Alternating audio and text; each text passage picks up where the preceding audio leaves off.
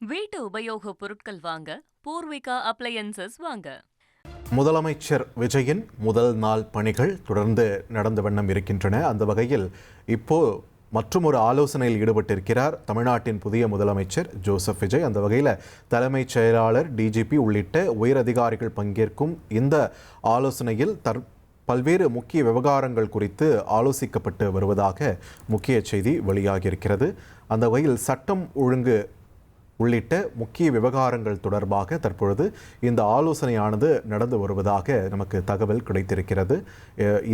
இந்த முதல் நாள் முதலமைச்சர் ஜோசப் விஜயுடைய பணிகள் எந்தெந்த திசையில் நகர்ந்து கொண்டிருக்கின்றன அப்படின்றத நம்ம பதவியேற்பு முடிஞ்சதிலிருந்தே தொடர்ந்து பார்த்துட்டு இருக்கோம்.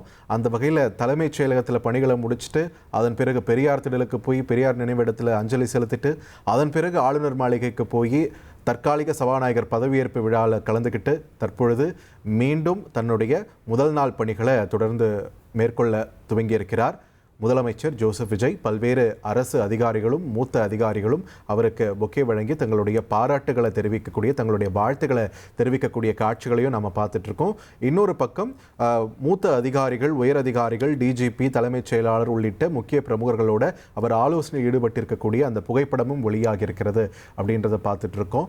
முதல் நாள் முதலமைச்சருடைய பணிகள் என்னென்ன ஸ்பெஷல் காத்துட்ருக்கு, ஏதேனும் முக்கிய அறிவிப்பு வெளியாகுமா அப்படின்ற ஒரு எதிர்பார்ப்புமே இருக்கிறது. ஆனால் ரொம்ப புதுசாக ஒரு விஷயம்னா, வழக்கமாக அந்த சேரில் பெண் முதலமைச்சர்கள் இருந்தபோது புடவையும், ஆண் முதலமைச்சர்கள் இருந்தபோது வேட்டி சட்டையும் மட்டுமே பார்த்து பழகின தமிழ்நாட்டிற்கு கோட் சூட்டோட ஒரு முதலமைச்சர் உட்கார்ந்துட்டு இருக்காரு அப்படின்றது நிச்சயம் ஒரு புதுமையான ஒரு காட்சி தான். So interesting days are ahead அப்படின்னு திரும்ப நாமளும் சொல்லிக்கிட்டே தான் இருக்கோம். வரக்கூடிய ஒவ்வொரு செய்தியுமே அதை உறுதிப்படுத்தும் விதமாக தான் இருக்குது. ஸோ தற்பொழுது இந்த ஆலோசனை கூட்டம் நமக்கு என்ன சொல்ல காத்திருக்கிறது, என்ன செய்தி சொல்ல காத்திருக்கிறது அப்படின்றதையும் நம்ம பொறுத்திருந்து தான் பார்க்க வேண்டும்.